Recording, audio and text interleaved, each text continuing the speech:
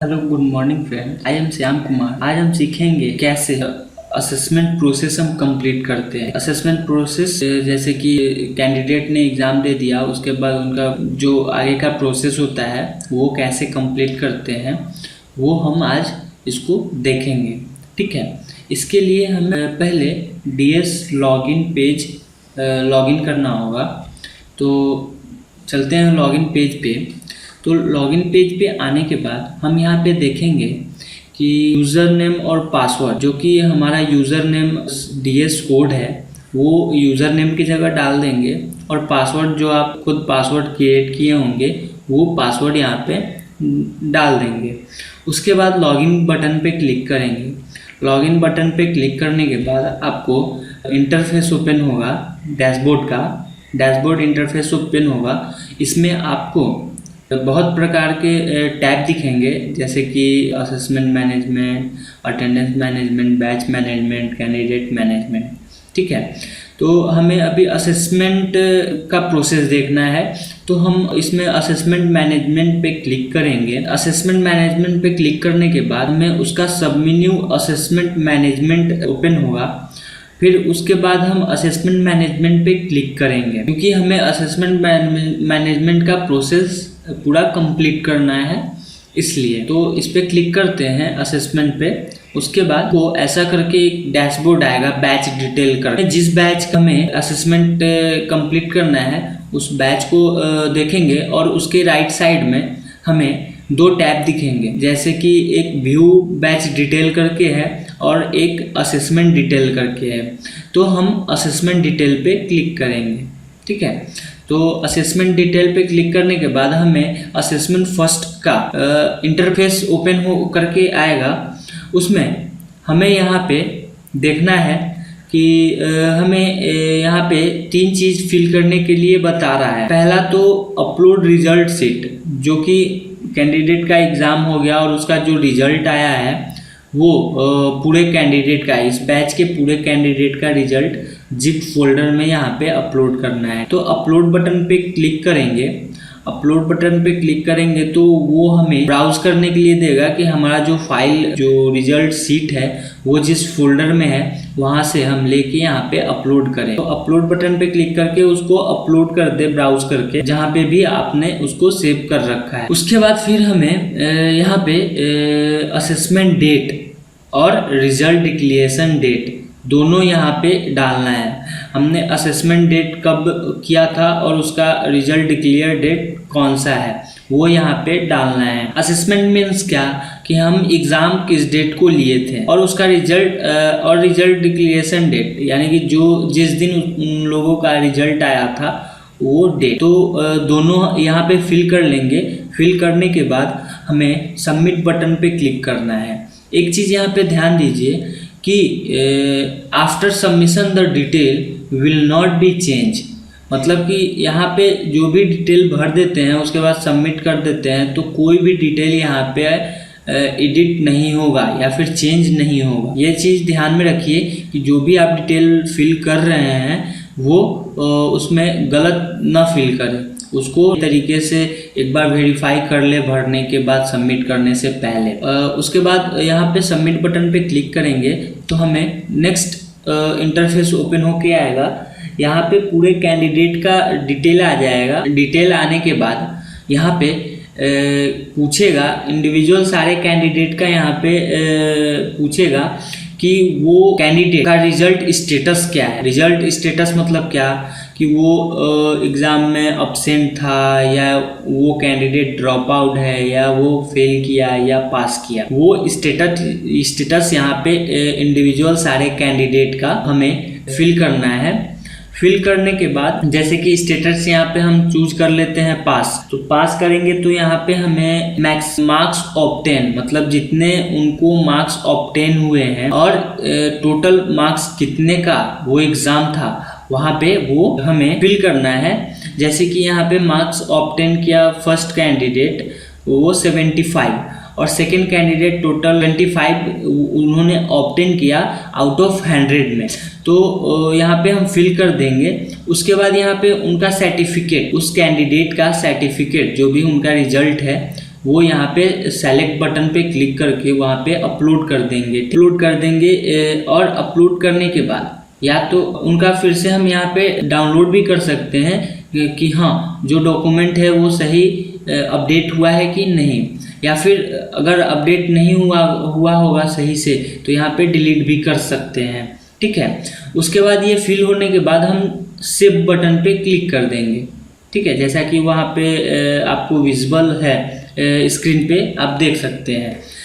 सारा detail fill करने के बाद सेव बटन पे क्लिक कर देंगे। ऐसे ही इंडिविजुअल सारे कैंडिडेट का, जितने भी उस बैच में कैंडिडेट हैं उनका status, marks obtain, total marks कितने का था एग्जामिनेशन, वो उनका सर्टिफिकेट, ये सारा चीज़ फिल करने के बाद सेव, मतलब सारे कैंडिडेट का सेव कर देना है। ठीक है, सेव करने के बाद सारे कैंडिडेट का जब हम सेव कर देते हैं तो यहाँ पे लास्ट में नीचे आपको लॉग असेसमेंट डिटेल करके ऑप्शन जो होता है बटन वो इनेबल हो जाता है। ठीक है, तो हमें वो इनेबल हो जाता है। लेकिन एक चीज़ यहाँ पे ध्यान दीजिए कि after log the detail center will not able to edit और अपडेट असेसमेंट डिटेल अगेन।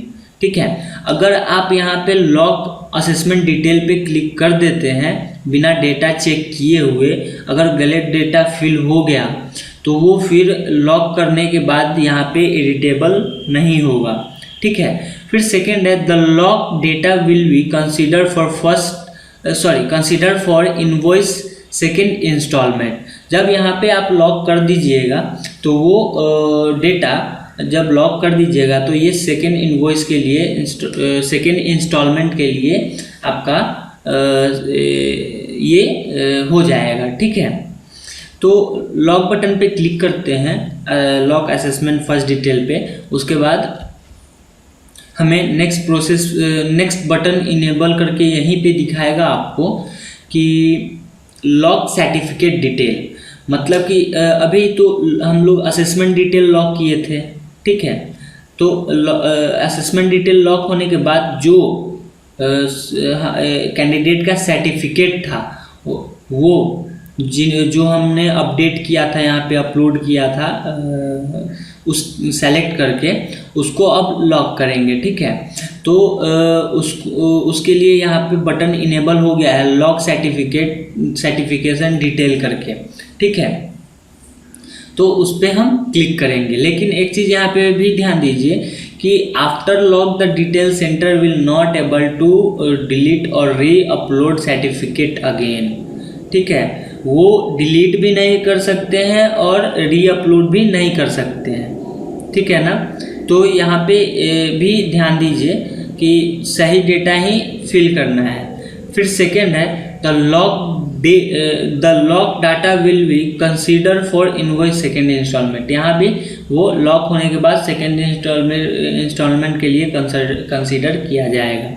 ठीक है, ये जो प्रोसेस था हमारा असेसमेंट का वो फर्स्ट असेसमेंट का था। ठीक है, अभी हम फर्स्ट असेसमेंट का था, ये प्रोसेस हमारा कंप्लीट हो गया।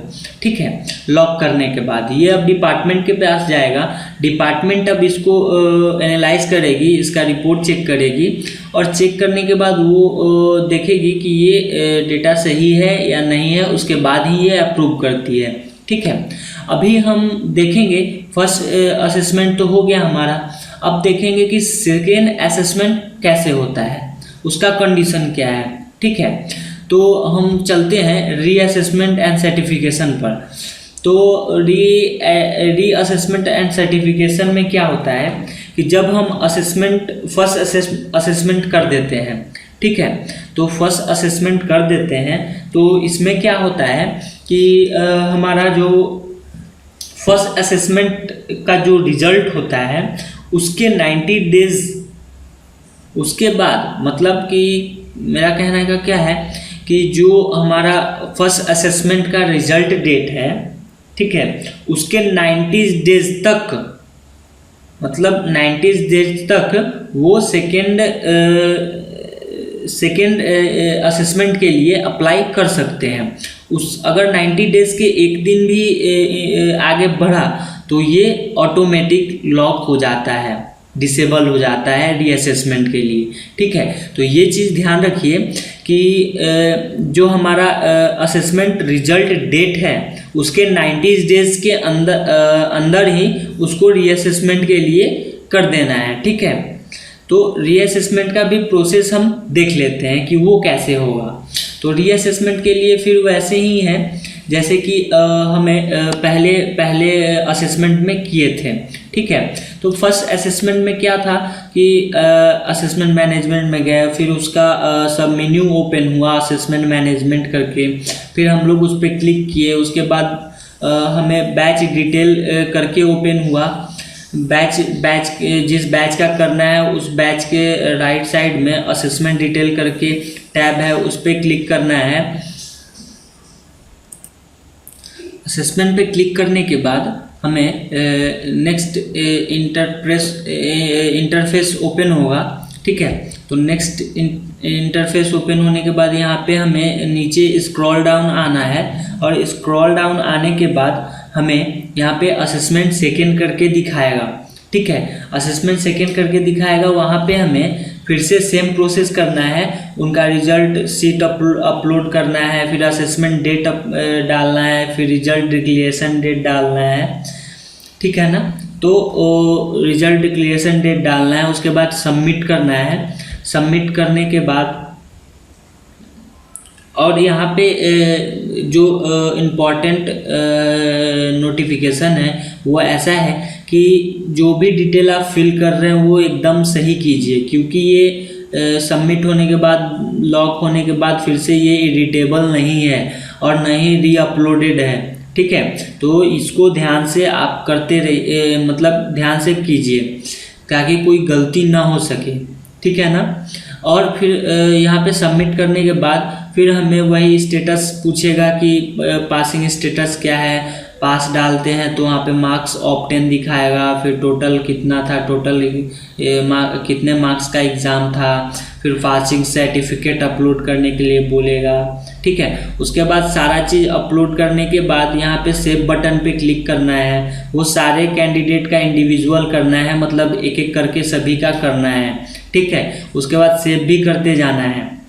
ठीक है ना, सेव करने के बाद यहाँ पे सभी कैंडिडेट का आप सेव कर देते हो तो लास्ट में यहाँ पे लॉक असेसमेंट सेकेंड डिटेल करके आएगा। ठीक है, नीचे ऑप्शन इनेबल हो जाएगा आपका, तो यहाँ पे लॉक असेसमेंट सेकेंड डिटेल पूरा डिटेल चेक कर लेना है अच्छे से। उसके बाद लॉक असेसमेंट सेकेंड डिटेल पे क्लिक करना है और ये इसको लॉक करना है। ठीक, लॉक करने के बाद यहाँ पे फिर दूसरा ऑप्शन इनेबल होगा, लॉक सर्टिफिकेशन डिटेल। ठीक है, सेम जैसा हमने असेसमेंट में किया था वैसा ही इसमें भी करना है, लेकिन इसमें ध्यान देना है कि हमारा जो फर्स्ट असेसमेंट का रिजल्ट डिक्लेरेशन डेट था उसके 90 डेज के अंदर ही इसको कर लेना है। ठीक है, 90 डेज के बाद हुआ तो वो ऑटोमेटिक डिसेबल हो जाता है। री असेसमेंट या सेकेंड असेसमेंट का जो ऑप्शन होता है वो ऑटोमेटिक 90 डेज के बाद वो डिसेबल हो जाता है। ठीक है, उसके बाद आप कुछ नहीं कर पाइएगा उसमें, तो ये चीज़ इसमें ध्यान रखिए। ठीक है, फिर उसके बाद यहाँ पे सर्टिफिकेट हम लोग ये करेंगे, लॉक करेंगे। लॉक करने के बाद ये आपका जो डिटेल है असेसमेंट फर्स्ट हो या सेकंड हो, लॉक करने के बाद ये डिपार्टमेंट के पास जाता है। डिपार्टमेंट के पास जाने के बाद वो चेक करते हैं, एनालाइज करते हैं कौन सा डेटा सही है कौन सा गलत है। उसके बाद वो उस अनुसार से उसको वेरीफाई करते हैं, अप्रूव्ड करते हैं।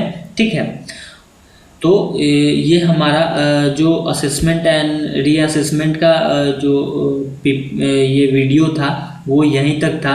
इसको अच्छे से मतलब देख लीजिए, समझ लीजिए, उसके बाद ही असेसमेंट कीजिए। ठीक है, या फर्स्ट असेसमेंट हो या सेकेंड असेसमेंट हो। और सेकेंड असेसमेंट का वो क्राइटेरिया है कि 90 डेज के बाद वो नहीं होगा। ठीक है, तो इस चीज़ को ध्यान रखिए। So thank you very much हमारा वीडियो वॉच करने के लिए। Thank you.